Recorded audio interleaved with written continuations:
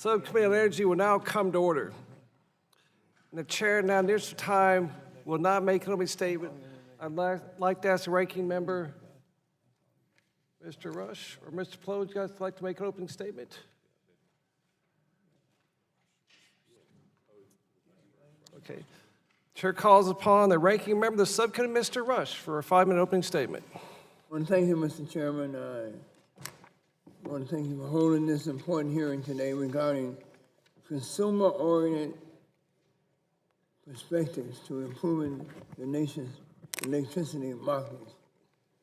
Mr. Chairman, throughout this Powering America series of hearings, we have heard repeatedly that the energy landscape is changing significantly. It is vital that we hear from people who are being impacted the most, consumers and ratepayers. From most of the testimony submitted, there seems to be a consensus view that consumers do not have the opportunity to fairly participate in all of the developments taking place within the energy markets. As we will soon hear, Mr. Chairman, many consumer advocacy groups believe that the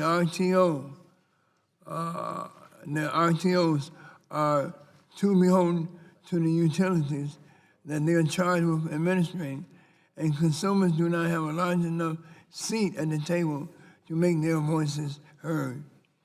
Many of these advocates argue that the stakeholder process for reforming the energy markets have become more and more complex, while at the same time, consumer voices have been diluted almost to the point of being completely shut out.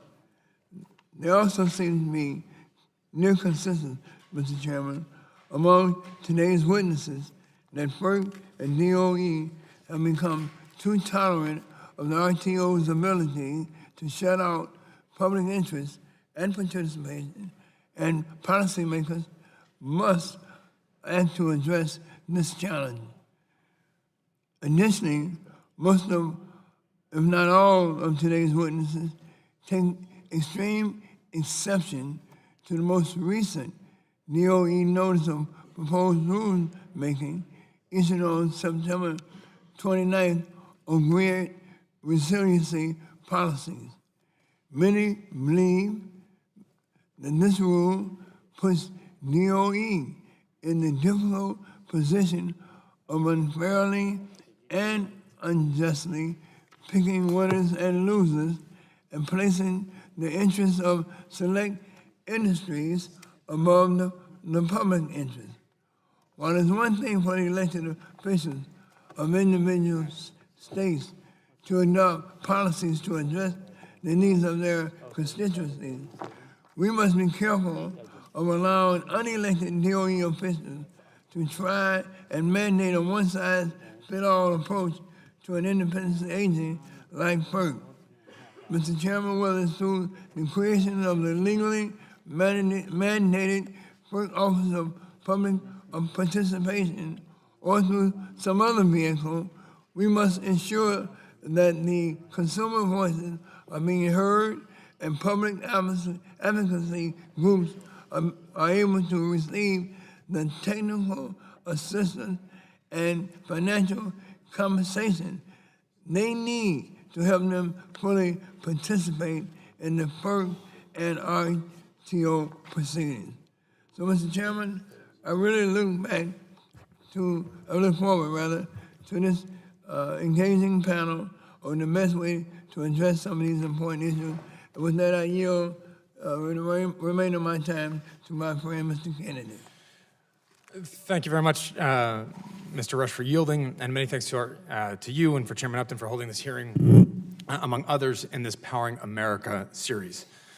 To all the witnesses, thank you for being here this morning, and particularly to Ms. Tepper from our Commonwealth. Thank you for your work and dedication, all that your office continues to do for our Commonwealth. Grateful that you're here today.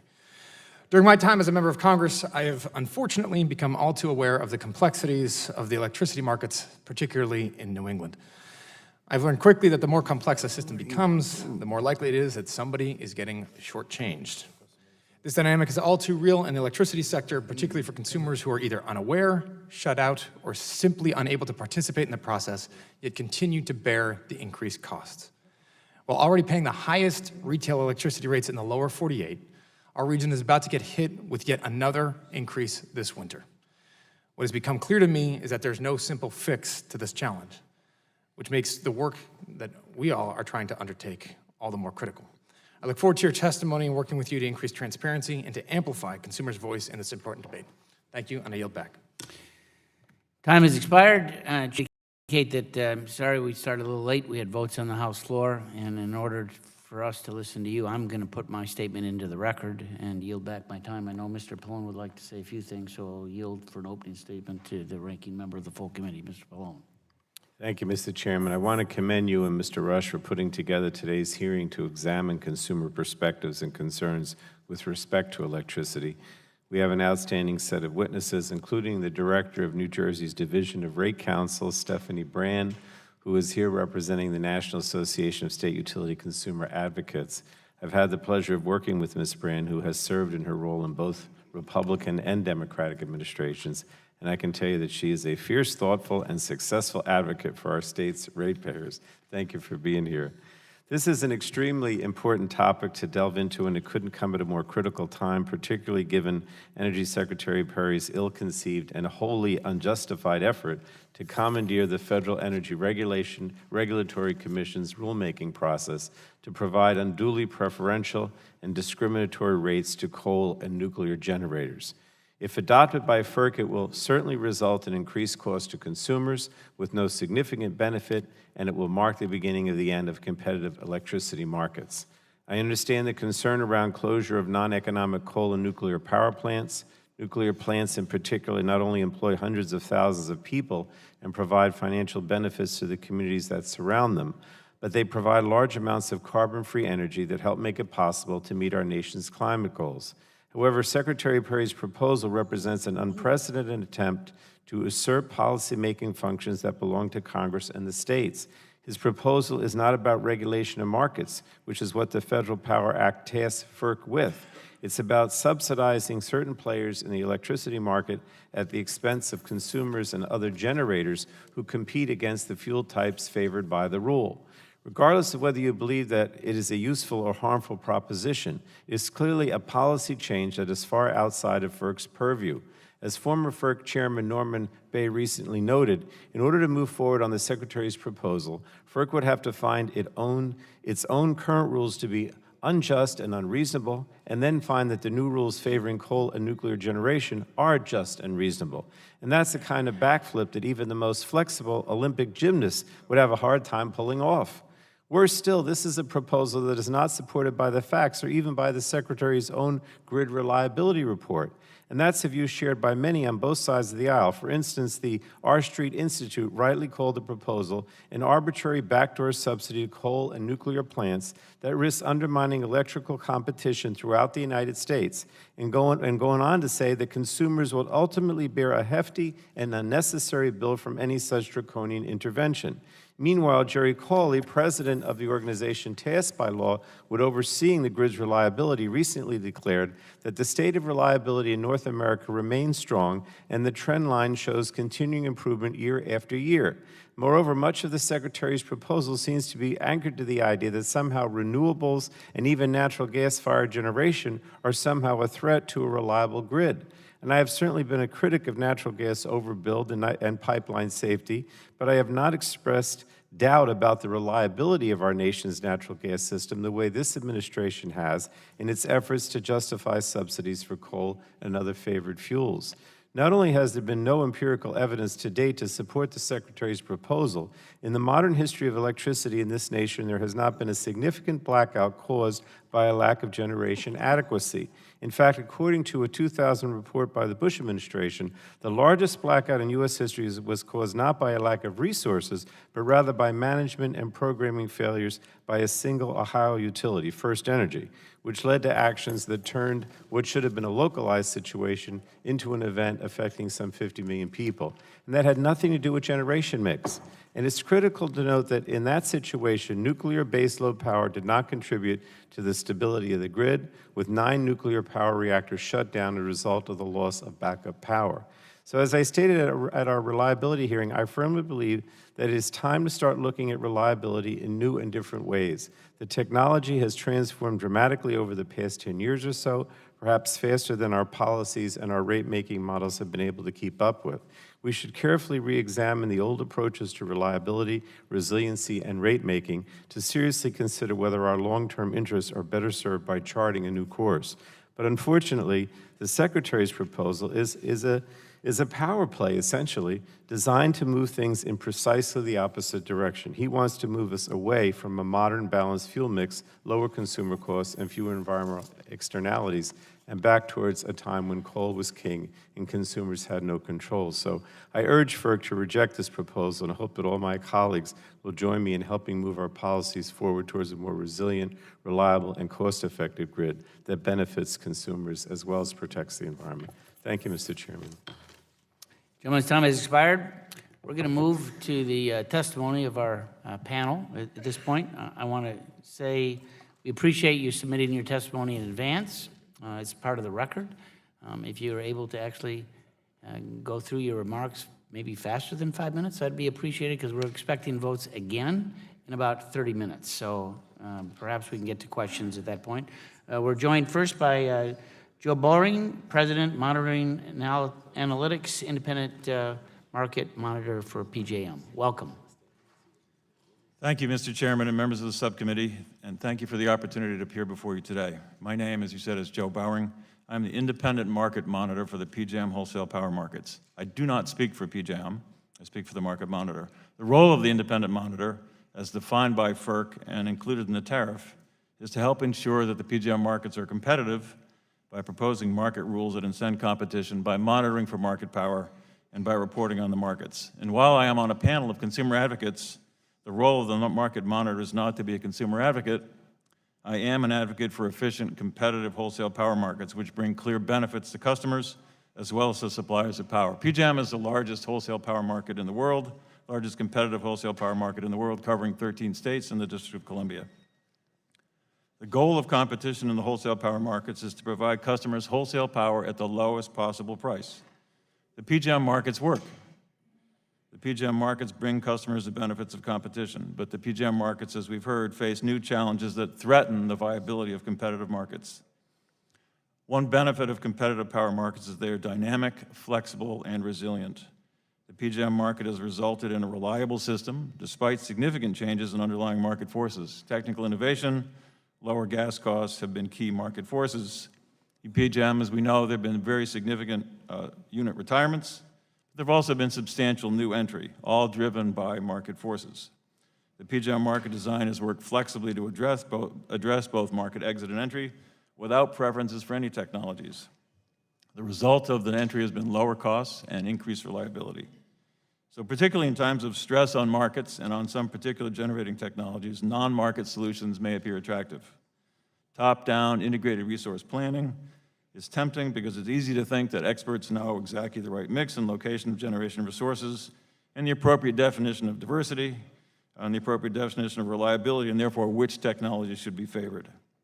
Subsidies are tempting because they maintain existing resources and provide increased revenues to asset owners in uncertain markets. Cost of service regulation is tempting because guaranteed rates of return and fixed prices may look attractive to asset owners in uncertain markets.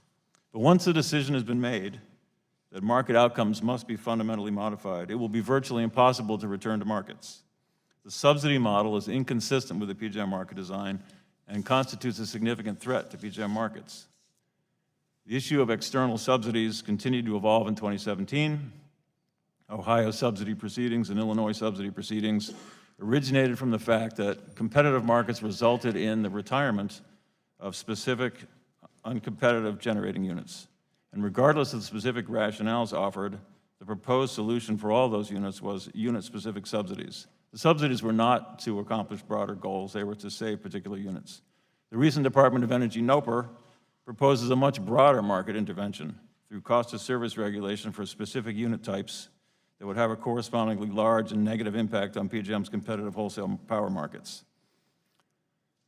The proposed subsidy solutions ignore the opportunity costs of subsidizing uneconomic units. They suppress energy and capacity market prices and suppress incentives for investment in new, higher efficiency thermal plants, but also suppress investment incentives for innovation in the next generation of energy supply technologies and energy efficiency technologies.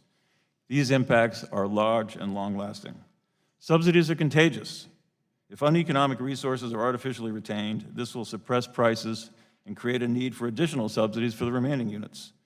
Competition in the markets will be replaced by competition to receive subsidies. There is no reason to intervene in the markets in order to provide reliability and resilience.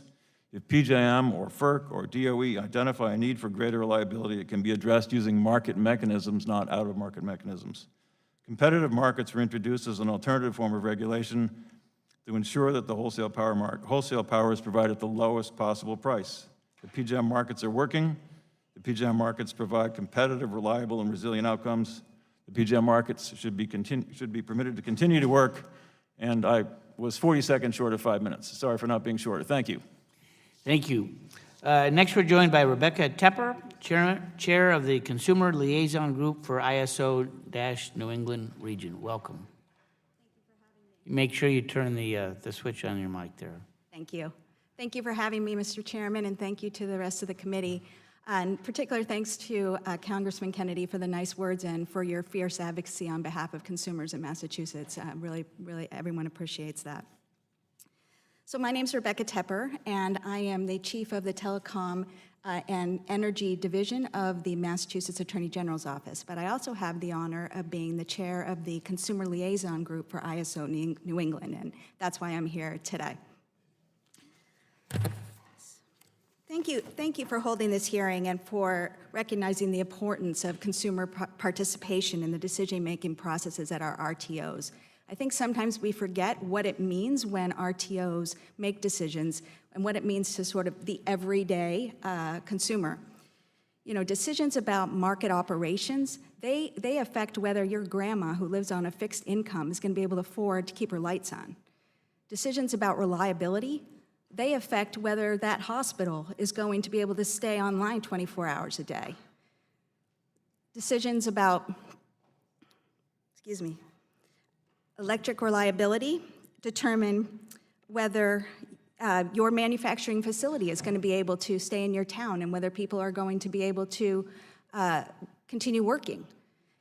And decisions about transmission affect your state's ability to get power from where it is to where the people are living. So these are important decisions for every single person that lives in an RTO. And I think we have to keep those in mind when we think about consumer participation. FERC and the RTOs have recognized that it's important to give voice to the people and businesses who ultimately use and pay for electricity. With FERC's guidance, many RTOs have developed mechanisms to educate consumers and allow consumer participation in the stakeholder process. In New England, there are currently 2 main avenues for customers to participate: the Consumer Liaison Group or becoming a member of NEPOOL. The Consumer Liaison Group was formed to meet the need for heightened communication between RTOs and their stakeholders pursuant to FERC Order 719. In my written testimony, I provided a lot of information regarding the history and the governance, so I will not go over all of that. Today, I'll tell you just quickly about our core work, which is we have quarterly meetings, which attract a diverse group of between 75 and 100 attendees at every meeting. They're open to the public. They're held throughout New England in the different states to allow broad participation. We generally have a keynote speaker, and then we have ISO available for updates and to answer questions. And then we usually have a panel discussion to get differing views on particular issues. Just to give you a sense, our recent meetings have addressed solar, cybersecurity, clean energy initiatives, and transmission development under FERC Order 1000. But I want to be clear about what the CLG is and what the CLG is not. So the CLG is primarily an educational entity. It provides for a wide range of stakeholders, not just the state consumer advocates, to gain a better understanding of the ISO processes and learn how ISO New England actions impact customers. I think the CLG has successfully provided consumers with pricing data and information about their retail bills. It's taken some of the mystery out of the ISO New England process and has increased transparency. But what it is not is an advocacy group that represents consumers' interests. As it operates today, the CLG has no formal role in the ISO New England stakeholder decision-making process. It is simply not a substitute for NEPOOL membership and participation in the ISO stakeholder process. You know, my office is a member of NEPOOL. We devote a lot of resources to it. We've saved consumers $60 million over the last couple years doing that, but not everybody can do that. And it's certainly not most consumers can do that, can devote the resources necessary to be informed and productive contributors to the stakeholder process. They're complicated, they're expensive, and they're time-consuming. So very quick, I can give you 4 ideas about how I think things could be improved. First, I think it's helpful to establish a CLG to have an educational component. I think it would be most effective with their own executive director. Second, I think we should establish a stable funding mechanism that enables all state consumer advocates to fully participate in the RTO stakeholder process.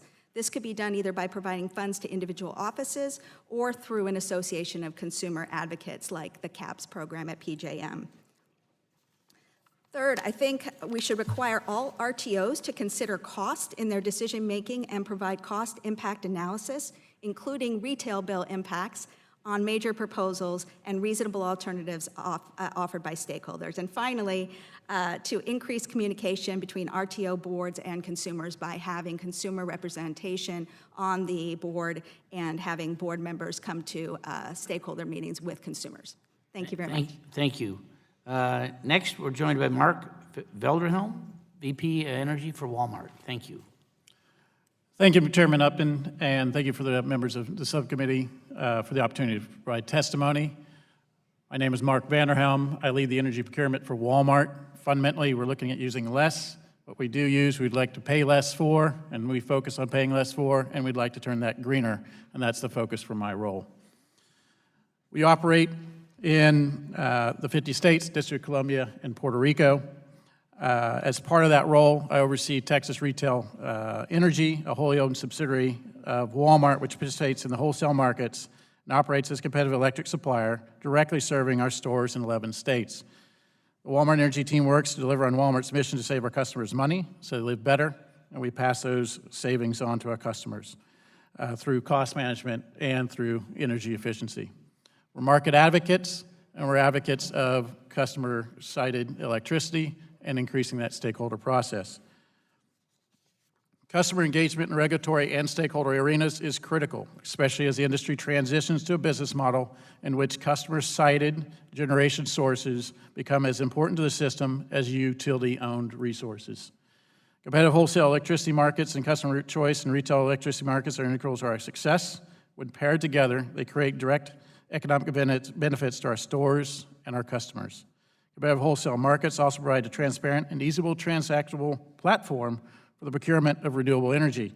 As an example, in Texas, we're able to procure directly wind supply that serves our stores without utility or regulatory intervention based off the wholesale construct that exists there in Texas.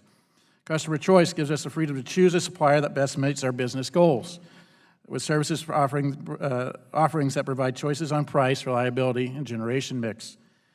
In contrast to monopoly utility companies that are essentially guaranteed recovery for their costs from captive customers, competitive electric suppliers must offer superior service, better prices, and the investment is borne by their shareholders. The benefits of competitive wholesale markets, this is an interesting statistic, customer choice are clear. When we compare our costs from 06 to 17, the reduction, when we have customer choice, there's a reduction of 7% on average. In areas where we don't have customer choice, we've seen an increase in prices by 14%, extremely relevant to understand the impact of having that customer choice. States and utilities should be encouraged to develop new competitive wholesale markets or expand existing markets, and Walmart recommends that subcommittee explore policy changes that allow FERC to streamline those regulatory approvals. The development of renewable energy associated infrastructure creates a secure electric grid in the long term, and economic opportunity and jobs in the short term. To that end, Walmart has established aggressive goals. We've committed to 100% renewable over the longer term, for 2025, we committed to 18% reduction in our greenhouse gas footprint, aligning ourselves with science-based targets. As a subset of that, that also includes energy efficiency, but as a subset of that is a commitment to 50% renewable by 2025. We have 480 off-site and on-site renewable energy projects in operation and under development in 7 countries and in 18 U.S. states and Puerto Rico. Walmart is deploying cutting-edge customer-sited technology. We have 6 large battery systems, we have over 50 fuel cells, and we have 100 locations with electric vehicle chargers, 300 electric vehicle chargers at those 100 locations. So we're active in that customer-sited sources of electricity and use of electricity.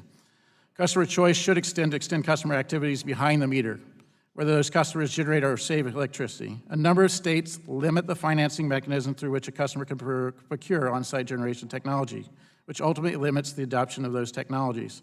Walmart typically uses a PPA structure, leveraging capital from external parties and operations from external parties.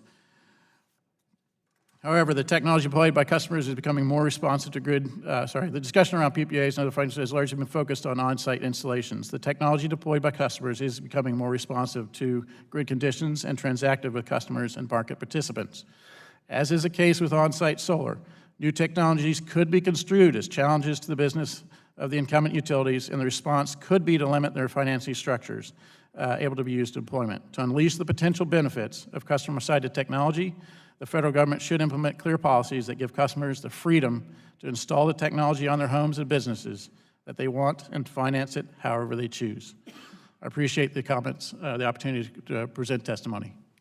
Thank you. Next, we're joined by John Hughes, President and CEO of the Electricity Consumers Resource Council. Welcome. Thank you, Chairman Upton and other members of the subcommittee. I represent large U.S. manufacturers. They have facilities all over the United States, and especially within the footprints of the nation's ISOs and RTOs. We were founded in 1976 in anticipation of the enactment of the law called PURPA. And our initial focus was Title I of PURPA that included several federal rate-making standards. ELCON played a key role in the implementation of those standards at the state level to ensure that they would produce economically efficient and non-discriminatory rates. Beginning in the 1980s, our focus shifted to PURPA Title II. Many ELCON members have a steam requirement at their manufacturing facilities, and it was PURPA Title II enabled them to use the technology known as cogeneration or combined heat and power for great economic advantage. This technology makes it easier to produce both steam and electricity at the site, and it was quite cost effective. These members that we had in those days were champions in the use of natural gas-fired combined cycle generation units. Our basic principle of regulation is market-based solutions are preferred over command and control.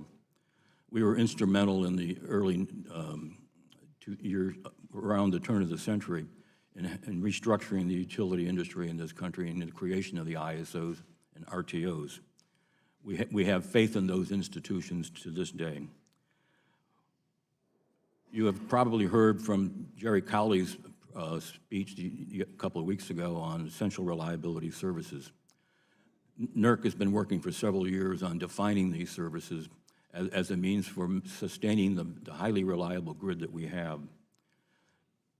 FERC has in the past has been using these services and has created markets for them. They have, however, backed off from creating markets for one particular primary frequency response, and we have been negotiating with that agency to try to make amends on that.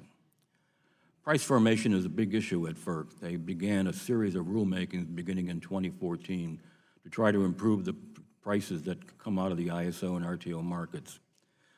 We believe that the markets have gotten a little bit too complex and lack transparency. A more simple market structure, we believe, makes the market operate more efficient and transparent.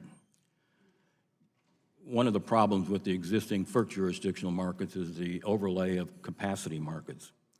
We do not believe that these markets are necessary. ERCOT, which is a non-jurisdictional RTO in the state of Texas, is an energy-only market, and they operate quite well without the need for this capacity market. Another problem that we have in the ISO and RTO markets is the rules and market design keeps changing all the time. There's no way for a large manufacturer to plan and to forecast what their costs might be going out several years because the market rules are subject to change. Now I want to get to the DOE 403 proposal. We are dead set against this proposal. We believe that it will destroy the ISO and RTO markets, if not destroy the competition in those markets. What the attempt here is to create a big ATM machine for uneconomic, obsolete coal and nuclear plants. Estimates of the cost to consumers of this proposal range from $800 million to $3.8 billion a year. Roughly a third of that would get passed on to the industrial infrastructure of this country. We will strongly weigh in at FERC in opposition to this. What can Congress do? In H.R. 8, which you passed about a year and a half ago, there was a proposal in there for a study by the Government Accountability Office and GAO to do an assessment of the ISOs and RTOs in this country. We support such a study. Hopefully it won't be an obituary for the ISO and RTOs as a result of the 403 proposal. We would urge another study to be formed by GAO on the need for these capacity markets. A lot of money is being transferred from consumer pockets through the ISOs to suppliers as a result of these capacity markets. We challenge the need for them. Finally, I want to thank the commission, or the subcommittee, for this opportunity, and I would like to take my last seconds to urge you that if you tamper with the law of PURPA, especially Title II, be careful. It works in most applications in this country and at most states, and CHP is not the problem. Thank you. Votes have been called on the House floor, so we'll do one more. We'll do Stephanie Brand, Director of New Jersey Division of Rate Counsel, and then we'll adjourn and come back after the vote. So, Ms. Brand? I will do my best to talk quickly. Good morning, Mr. Chairman Upton, members of the subcommittee, Congressman Pallone. Thank you for your kind words and for everything you do for New Jersey's consumers. I am the director of the New Jersey Division of Rate Counsel, which is charged by statute with representing consumers at both the state and the federal level. I'm also a member of the executive committee of NSUCA, which is an association of over 40 offices like mine throughout the country. And our office and other members of NSUCA have been actively involved in pressing for greater consideration of the needs and interests of consumers at both the RTOs and FERC. And frankly, it's been a very long and uphill battle. At PJM, the sheer number of issues and meetings makes it very difficult for consumers to participate. The stakeholder process is very complex and requires attendance at many meetings. In September alone, there were 44 meetings over 22 days. And whilst a lot of them are accessible by phone or on the web, most of the work occurs in the hallways or on the sidelines. And so that makes physical presence a priority, if not a necessity. And that can be a tremendous strain on offices like ours. The consumer advocates within PJM formed a group called CAPS, Consumer Advocates of PJM States, that allows us to pool our resources so that we speak together with a stronger voice. We have an executive director who's present at the most important meetings, and he represents us as a group, and individual offices have stepped up efforts to vote and participate. Even with this increased focus, our participation is limited and less than the other sectors at PJM. There are a few potential solutions to increase consumer participation at the RTOs. The first would be to identify and make available sources of funding for groups like CAPS. The amount that would be needed is very small. CAPS funding amounts to about $0.01 a year per residential customer. Consumer participation in the RTOs could also be improved if consideration of the interests of consumers was made a more central part of the RTO's mission. Ensuring that rates are just and reasonable is an essential goal of the Federal Power Act. It should also be an essential goal of the RTOs. While CAPS represents a significant step forward, consideration of the interests of consumers remains inadequate. PJM's primary function is to keep the lights on, and it freely admits that it does not necessarily factor in the ultimate costs when putting forth proposals or approving projects. While we certainly share PJM's interest in keeping the lights on, we believe that costs should be taken into account early in the process so that customers get the service they need, but at a just and reasonable price. The failure to adequately consider costs early enough is something that needs to change to make the system work better for consumers. With respect to the markets, competition should keep prices at a reasonable level. Up till now, at least, I do believe that competitive markets have worked for New Jersey ratepayers and that we have benefited from our participation in them. However, as time has gone on, there have been more and more administrative changes to the market rules so that it's hard to even call them a market. Since 2010, there have been 27 significant filings made to modify the rules of the capacity markets, and they have changed in just about every year since 2007. So what's the impact of this for consumers? First, the system is so opaque and confusing and constantly changing that the average consumer will never make sense of it. In New Jersey, generation and transmission costs, which flow through PJM, account for nearly 60% of a customer's bill. And there's really no way for customers to understand how those numbers are derived. Second, the complexity of the rules, I believe, leads to higher prices. There are so many fixes each time a particular problem or issues arise that consumers end up paying more. In fact, as we are seeing now, even when the market does work, favoring lower price generation sources and bringing overall prices down, the generators faced with those lower prices then seek changes to undo the market results. Rather than leveling the playing field, these efforts raise the entire playing field so that everyone pays more. We do have a strong independent market monitor at PJM, and the access and independence of the market monitor is essential not only to protect competition, but also to foster confidence in the markets by regulated entities and the public. At FERC, nearly all proceedings are conducted on paper with limited opportunity for public input.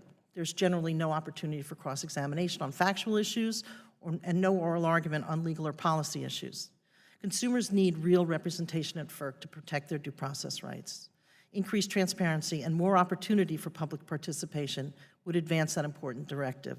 There's a bill pending, H.R. 2656. There are also some provisions existing in the Federal Power Act to create an Office of Consumer Advocacy at FERC, and it also provide intervenor funding. This legislation should be supported, and it is supported by us, and I hope that you will support it as well. Thank you for the opportunity. Thank you. We'll now take a recess that'll probably be 30 to 40 minutes long while we have the votes. So I would tell members we have 6.5 minutes left in the vote series.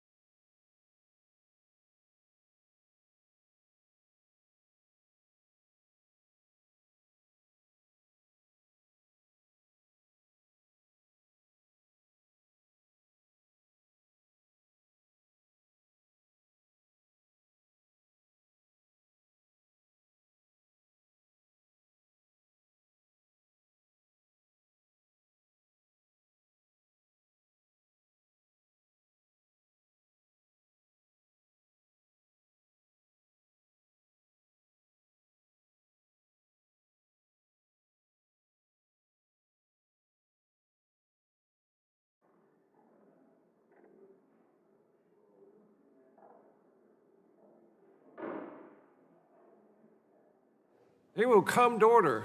And we're going through our statement by witnesses. We have one more to go. We saved the best for last. Mr. Slocum, you have 5 minutes, sir. Absolutely. Thank you so much, Mr. Chairman. So I'm Tyson Slocum, and I'm the Energy Program Director for Public Citizen. Public Citizen is a national, not-for-profit, membership-based group. We've got over 400,000 members and supporters across the United States, many of whom live in FERC jurisdictional markets and pay energy prices that are set in those markets. We see that consumers are facing 3 broad threats in today's power markets. First is that there are political and regulatory efforts by owners of what we see as mismanaged and uneconomic generation assets seeking billions of dollars in bailouts, whether that's through the Department of Energy's cost of service proposal, or whether it's through market tweaks, as was discussed before, with the various RTO capacity markets. This is a huge threat to consumers. Second, the regional transmission organizations were really designed to accommodate the interests of transmission owners and generation owners, and they oversee a complex stakeholder process where details of market rules are deliberated and largely written, and this is a process that does not include the public interest very well, and there needs to be fundamental reforms to the way that those regional transmission organizations administrate those stakeholder processes. And third, it has now been 577 days since the Federal Energy Regulatory Commission has failed to respond to a proposed rulemaking to create and fund the Office of Consumer Advocate, the Office of Public Participation, that, among other things, could provide intervenor compensation to members of the public who meaningfully contribute to FERC dockets. And so addressing these 3 things is paramount in order to ensure that consumers are being adequately protected in markets. So first, I think it is important just to note that we're in the midst of a remarkable transition in America's energy markets that's really being driven by innovations in the production, transmission, and consumption of electricity. And there's 3 factors that are contributing to those innovations. One is just the proliferation of inexpensive renewables, especially utility scale.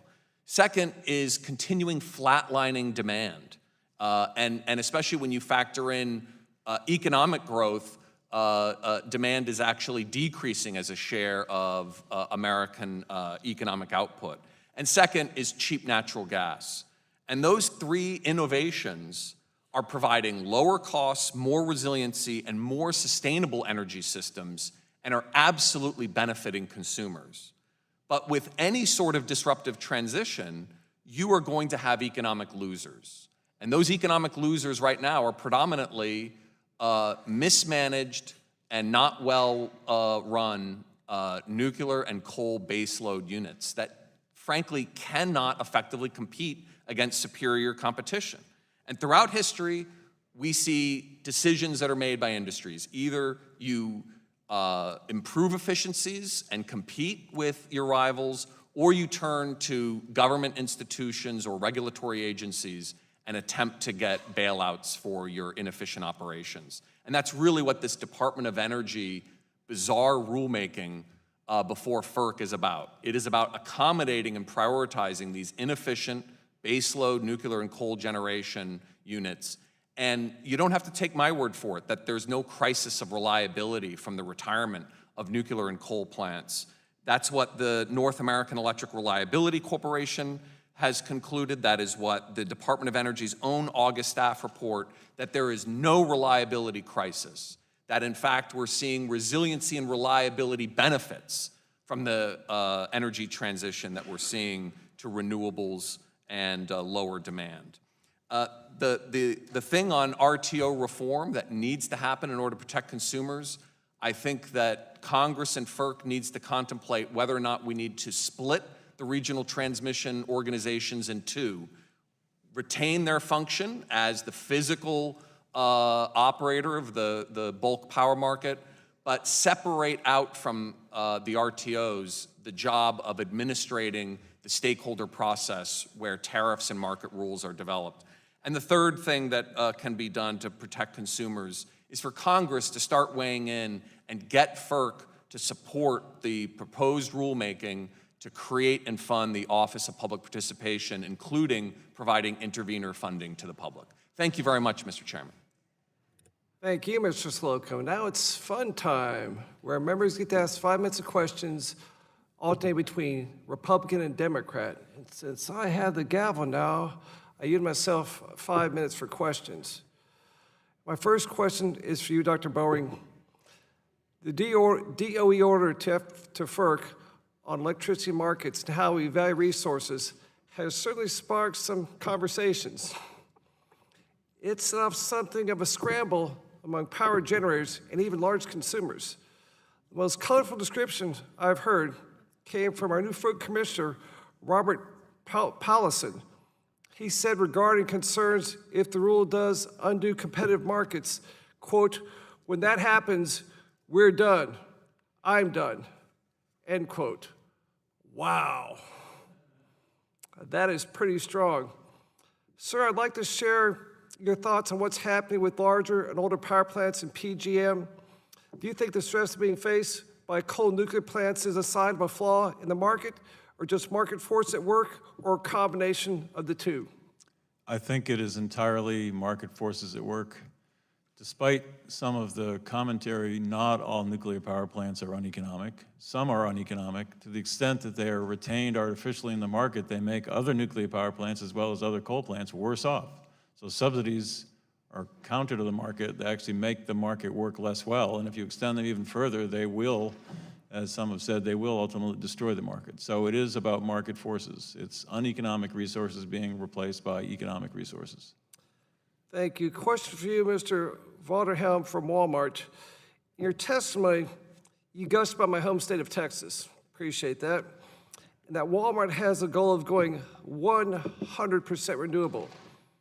You talked about the example that you're contracting directly with wind farms in my home state. And as you know, Texas is the #1 state in America for wind. We are #1, bigger, prouder, better. Can you talk a little about your experience in choosing your own generation sources and why it's important to Walmart? It's important for Walmart, first and foremost, because it's economic. The thing that I always make sure that people understand is while Walmart has these aggressive energy, renewable energy goals, I work for the part of the organization that is part of operations. So we are executing on that procurement based off of the economics associated with it. That's the first and foremost one. Obviously, we see our mission as an organization is broader than just shareholder economics, and that enables us to also show those benefits to our associates, our customers as well, in terms of turning our portfolio greener. Thank you. How do you balance your costs with your generation preferences? How do you make that balance? Sorry, how do we make the Balance determination between your costs and your generation preference, like, for example, wind power. How do you balance that? Here's our cost, and just any idea, any insights on how you guys look at that? Yeah, absolutely. We would always preferential, first of all, something which is cheaper beforehand, before something which is more expensive. So again, I think your question implies that somehow renewables are more expensive. I just want to make sure that, that is a win-win. In other words, we're identifying both the greener power and cheaper power. We go down that path. We're moving as quick as we can in all parts of the country. Thanks to Texas for providing the construct that enables us to execute there quicker. But we're looking at doing it across the country, and we're constantly looking at green power, which is more cost-effective than brown power. Well, thank you. I want to close with a challenge for my friend from Massachusetts who's not here. So, Ms. Tepper, you're from Boston, is that correct? Yes, I am. Okay. As you know, my colleague, Mr. Kenny, knows, his Boston Red Sox, your Boston Red Sox, are in Houston, Texas right now. They're about to be destroyed by my Houston Astros. First pitch is at 4:08 Texas time. And you remember, just last week, my Astros played 4 games in Fenway Park. They were 3 Astro wins, 1 Red Sox win. Outscored 24-13 over 4 games. And so please pass on, if you want to participate, a little bet, a little friendly wager. If the Red Sox win, very unlikely, I'll eat a big bowl of Massachusetts clam chowder with the press there, chowder. But if my Astros win as expected, y'all come down and have a big hot bowl of Texas chili with the press there.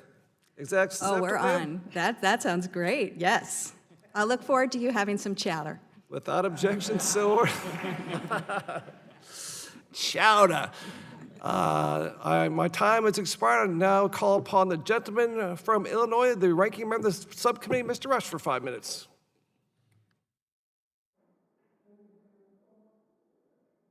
So it's a chowder chili series over. Oh, no, just going to start. We're playing a 5-game series with the Red Sox there, Houston Astros versus the Boston Red Sox. As I mentioned, we just closed out the regular season by going 3-1 in Fenway Park. It's bad news to the Red Sox. The Redcoats are coming, but you got 5 minutes, my friend. 5 minutes. I know it. It's going to take me 5 minutes to recover. To all the panelists, I would like to quickly go down the line and ask who takes issue with the recent DOE NOPR on grid reliability pricing. Please give me a yes or no if you have a problem with the NOPR, and if so, is it based on process or on the substance or both? Yes, I have an issue with it on both process and substance. The process is too fast, the substance is wrong, it's inconsistent with markets, it will contribute to destroying markets. Right. We too have a problem with process and substance.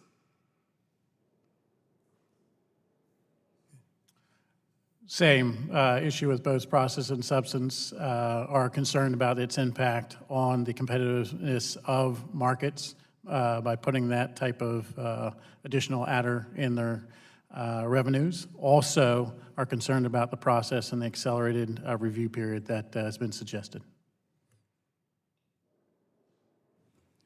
Ditto those remarks.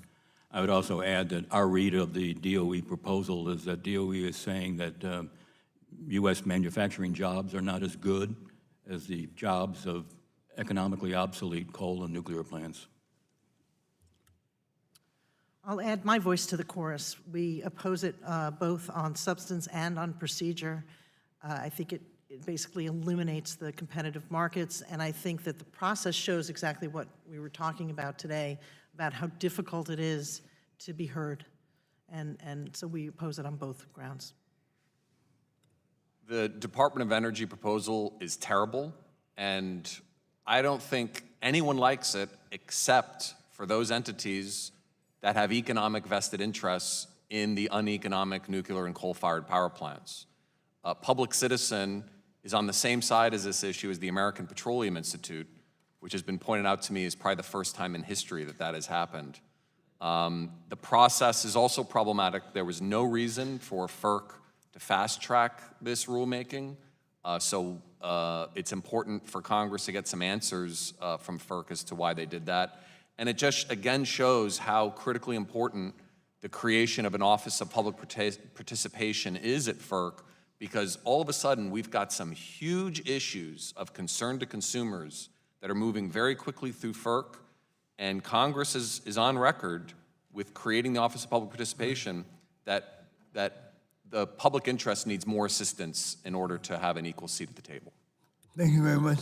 Again, to all the panelists, and I wish you would keep your answers brief on this question.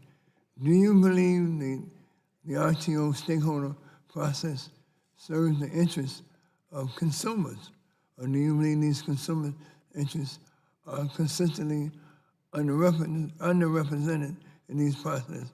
And what reforms would you recommend to the subcommittee? Beginning, Mr. Bowring. Yes, thank you. So consumers are represented. I don't think I don't think the representation is effective as it could be, and I think it's because of a lack of resources. So for the reasons that my colleagues here on the panel have indicated, I think customers need to be strongly represented in the RTO stakeholder process, and it's not currently as strong as it could be. I would agree with that, and one of the suggestions that I think would be helpful would be to provide a stable funding mechanism for the state consumer advocates. Something maybe like what they're doing with, in New England, we have a state process where it's called NESCO, where the states get money from, as a group, get money through the tariff, and they're able to then participate. They have their own staff, and they are able to go to all of those 100 meetings, and they are meaningfully participating with doing their own studies. Right now, the way it works is that consumer advocates simply don't have that kind of resources to be able to participate in that kind of way. I would first say that for the large consumers that we do have an opportunity to participate and always welcome greater participation from all the stakeholders, whether it be in their deregulated markets, ISOs and RTOs, or in the regulated process that's also relevant throughout the U.S. ELCON exists to intervene where necessary at FERC, and so we're generally pleased with our ability to affect that agency. At the ISO and RTO level, we have some serious problems there. There's just too many of them, too many meetings, and we're just totally incapable of providing that coverage on an effective basis. We have gotten a stable source of funding in PJM for consumer advocates, but I would say that it's still not enough. We work a lot. We've stepped up our participation. We're trying to be heard, but the way the process is set up, it is just so difficult to have our voice heard among all of the members of PJM that I still think that more needs to be done. Yeah, I agree. The RTOs are just an administrative nightmare. They are way too complicated, and the issues that they are deliberating on a daily basis have profound financial impacts on consumers, and consumers do not have an equal seat at the table. And there need to be fundamental reforms of the governance and transparency structures of the RTOs to more properly reflect the contributions of all the stakeholders, and particularly the public interest. Thank you, Mr. Chairman. You're back. 2 minutes back. Instead of using 5 minutes of my time, my side of the aisle, for taunting the Red Sox fans like Mrs. Tepper, I'll recognize the ranking member of the full committee, Mr. Pallone, for 5 minutes. Thank you, Mr. Chairman. I wanted to ask Ms. Brand some questions, if I could, and thanks again for being here. A recent report commissioned by American Municipal Power states that more than half of the $24.3 billion in transmission projects in PJM since 2012 were unneeded to comply with the RTO or federal reliability requirements and were not subject to rigorous review. So 3 questions. First, what can be done to ensure that reliability requirements are thoroughly evaluated in a transparent manner with active involvement from impacted stakeholders? Well, I think that process could be reformed as well. There are some transmission projects that are needed for reliability. NERC will identify a problem and ask PJM or the RTO to solve it. But then there are a whole bunch of other projects that are proposed by the transmission owners because they're incredibly lucrative for the transmission owners. The returns on transmission are huge. So everyone wants to build whatever they can. And what happens is that the need, both for the RTEP projects and for the supplemental projects, the need for the projects is not adequately reviewed at PJM. On an RTEP project, once they say it's needed, you don't go back and revisit that, even if things change and there's no longer a need for that particular line.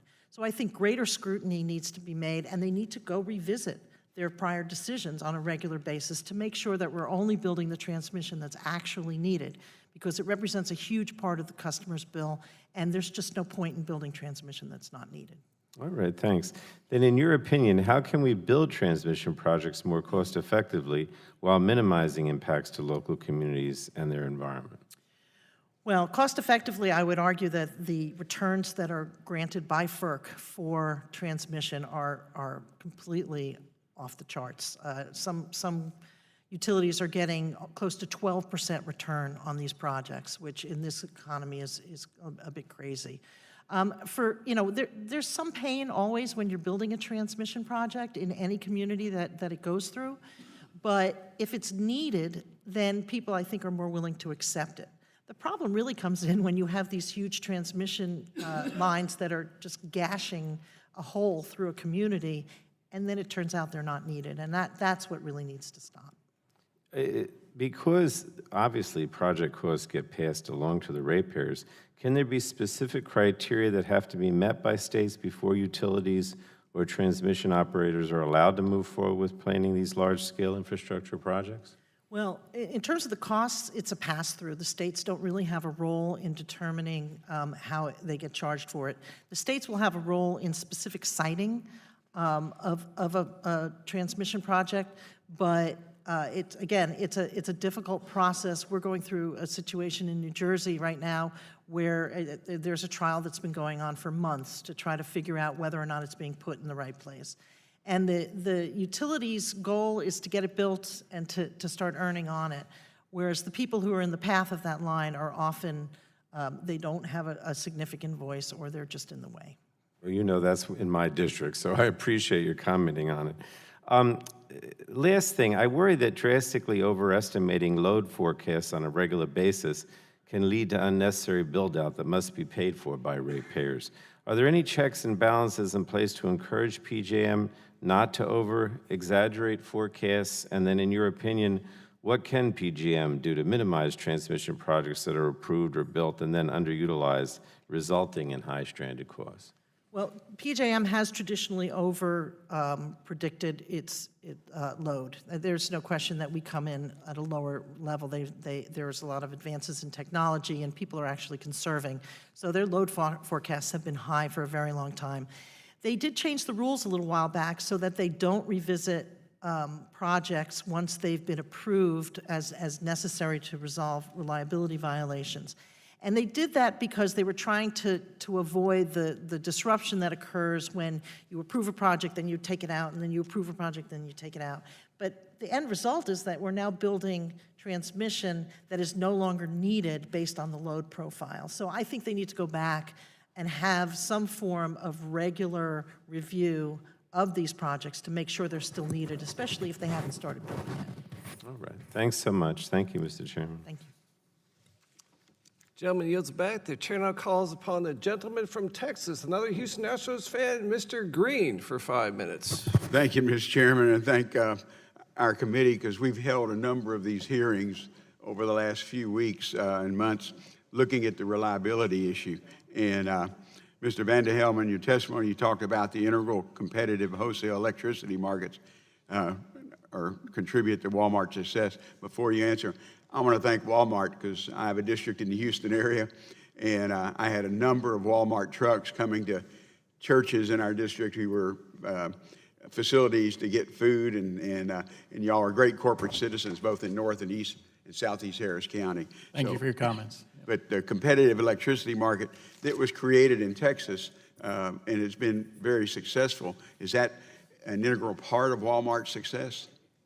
It certainly has enabled us to both continue to be able to procure electricity at lower prices year upon year by having that competitive market there just for all the stores. And as I mentioned in my testimony, enables us to directly contract with renewable energy or any other type of energy where it's delivered directly at the hub where we'd be buying our retail energy. Okay. When your customers see the lights go out, what are the most prevalent reasons? Is it lack of generation? No, sir. Okay. A recent study released this week, showed that from 2012 to 16, showed 96.2% of all sources of energy disturbance came from severe weather events, not generation incapacity or fuel supply emergencies, which account for less than 0.008, less than 100 of a single percent. 2014, NERC released a report reviewing the polar vortex. In this report, NERC found that the extreme cold froze many coal piles, rendering them useless for power generation. Can the witnesses talk about issues from the polar vortex and how that affected customers like the one I mentioned? Is there any, is that true? I'm from Texas. We don't get snow but about every 10 years.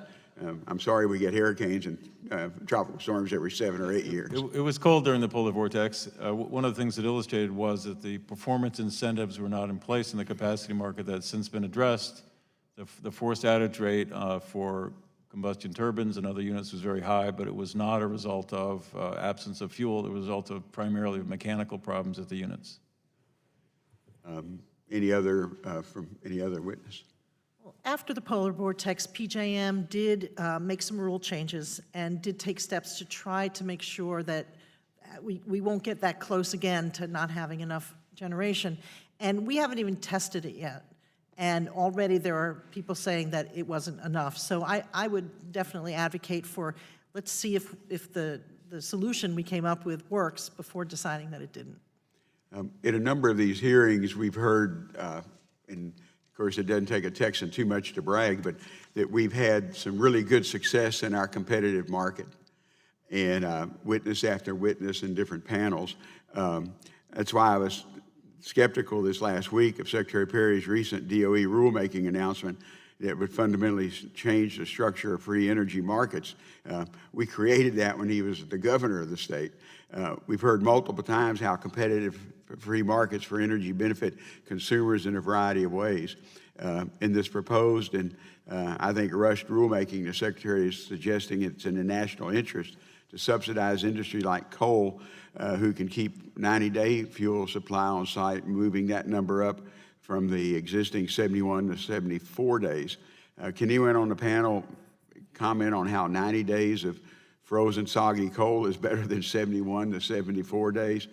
Do you see this rulemaking as making the grid more reliable? It's our view that subsidizing particular technologies, uneconomic technologies, is not necessary to make the grid more reliable. The grid has been reliable and resilient and continues to be that way as a result of competitive markets. I think you could look at New England as a good example of how one can make a change in the markets and adjust. You know, we now have the lowest prices, wholesale prices in New England than we have had since 2003. We don't have a reliability problem. Many studies have shown we have no reliability problem. And we have reduced our air emissions by SO2 by 96%. So we're doing that while we are reducing emissions and we're reducing our load. Last year, we reduced our load by 2%. So that's from our energy efficiency programs and from solar. So you can make a change, and the markets are flexible enough to accommodate those changes. I think our markets are trying hard right now to accommodate those changes, and it's not a reliability issue. What's the base load for the New England market? You mean what's the major What power? Gas. The gas? Gas, mm-hmm. Okay. Obviously, we'd like to sell you more natural gas. Recently, Hurricane Harvey dumped so much water on Texas that the Electric Reliability Council of Texas had to switch to units from coal to natural gas. Natural gas was by far the largest provider during the storm, although I can also say our nuclear power plant in southeast Texas continued to function very well. At the San Jacinto plant site, which uses natural gas, a storm dumped 47 inches of rain, and yet it remained in operation. It's frankly just not the case that increase in natural gas-fired plants is threatening reliability of the grid, because we also found out that coal gets soaked with water and it doesn't work, whereas natural gas doesn't. Mr. Chairman, I want to thank you, thank our witnesses, and again, I appreciate the series of hearings we're having, because it really gets us all up to speed on electric in generation. Thank you. The gentleman's time has expired. The chair now calls upon the pride of Clarkson University, Mr. Tonko, for 5 minutes. Thank you, Mr. Chair. Thank you for your enthusiasm, and thank you for organizing this very informative, bipartisan Powering America series. I certainly have learned a lot, and I thank our witnesses for appearing here, and not just your testifying, but also for the significant work you do in a very important arena. We expect a lot out of our grid. We want it to be clean, reliable, flexible, resilient, and yes, affordable. We have been holding these hearings, and many witnesses have made great points about the present and future of our electricity systems. But we have to remember, if we want utilities to invest in resiliency or RTOs to require greater reliability, the cost ultimately gets passed down to consumers, and that will hurt affordability. Developing a modernized grid is about balancing all of these qualities, and members and stakeholders may have different ideas on how to do that best and how to value individual grid attributes. I think this is best done through dialogue, which must include transparency and participation in FERC and RTO proceedings. So I want to highlight a very important point made by a number of witnesses this morning. Participation in FERC and RTO proceedings is incredibly difficult for consumers. The process can be technically complex, costly, and time-consuming, which creates in its own a high barrier to participation. So if I might ask Mr. Slocum, if consumers don't have a seat at the table, does affordability get pushed aside in favor of other grid attributes? Absolutely. The stakeholder meetings at the various RTOs, that's really where the heavy lifting of market rules and tariff writing occurs. And as has been very well articulated by some of the state consumer advocates in RTOs here, the consumer advocates do not have the resources from a financial standpoint, a staff standpoint, to adequately participate in those proceedings. And so as a result, those stakeholder meetings are shaped by those entities that have the resources to contribute. And that increasingly are the transmission owners, the generation owners. And so as a result, you're seeing a bias coming out of that stakeholder process. And so we've got to recognize that the RTOs are staffed by good, honest, hardworking people, but the structure of the way that they administrate these stakeholder processes, it's fundamentally broken. And we've got to have total reforms to the way that those are conducted, or a total separation of that stakeholder function from the RTOs into an entity that's more accountable to the public interest. Thank you. Ms. Tepper and Ms. Brand, do you agree with those sentiments? Yes, I would add that I think that we've had some successes at ISO New England in being more cost conscious. One of the things that consumer advocates really fought for was having more competition in the transmission, building of transmission. I think that's slowly happening. I think we have done a good job in integrating energy efficiency into our load forecast, so that the price, we're not buying too much, and we're estimating how much energy efficiency is going to be going in the future. But we have a lot of work to do. ISO and the other RTOs need to have that part of their mission. Part of their mission needs to be also worrying not just about reliability, but how much what they do costs. Mm-hmm. And Ms. Brand? I would also agree, but I would also say that part of the problem is when they consider costs. A lot of times, costs don't even enter into the discussion until we are so far along that everybody's already made up their mind. And we have made some progress. We certainly have. We have the CAPS organization in PJM, and we try to be there on day one to bring costs to the forefront, but it is a very difficult task. And a number of witnesses described the significant costs and barriers to participate. So Ms. Tepper and Ms. Brand, your testimonies describe how multiple entities have pooled their resources in order to have consumer advocates more fully participate. It seems that funding a full-time voice for consumers can be difficult. Are there other ways or compensation structures that would enable more robust participation? Well, we have a tariff provision, so we do have funding. More funding, I think, would make the difference, but also funding of more entities. CAPS does a terrific job of representing the consumer advocates. But for example, I'm sure Mr. Slocum would love to participate in the RTO proceedings, but there's no resources to do it. So, and we end up as one voice among many. Even though we are pooling our voices and speaking more strongly, it still cannot, we're completely drowned out by the transmission owners and the generation owners. And Ms. Tepper? I definitely would say that the consumer liaison group that I run, the people on the coordinating committee, I think would universally say that to have a broader participation, not just of the consumer advocates, but of businesses, of universities, that requires additional work. Thank you. Mr. Chair, if you'll indulge me for just 10 seconds. 20 seconds, I how want about to that? associate myself with the witnesses' comments about DOE's proposed rulemaking to FERC. Subsidizing non-competitive generation for a small, if any, grid benefit at massive expense to consumers is wrong. It's bad for individuals, it's bad for businesses, it's bad for manufacturers, and it definitely should not be done through a rushed process. We need more discussion on proceedings and their merits and not less. And I would say to DOE, please, please keep consumers in mind. This is a bad move. With that, Mr. Chair, I yield back. The gentleman yields back, and seeing no further witnesses to ask questions, I'd like to thank all of our witnesses for your patience during votes, and again for being here today. Also, special thanks to you, Mrs. Tepper, for accepting my challenge on behalf of Mr. Kennedy and all Boston Red Sox fans around the world.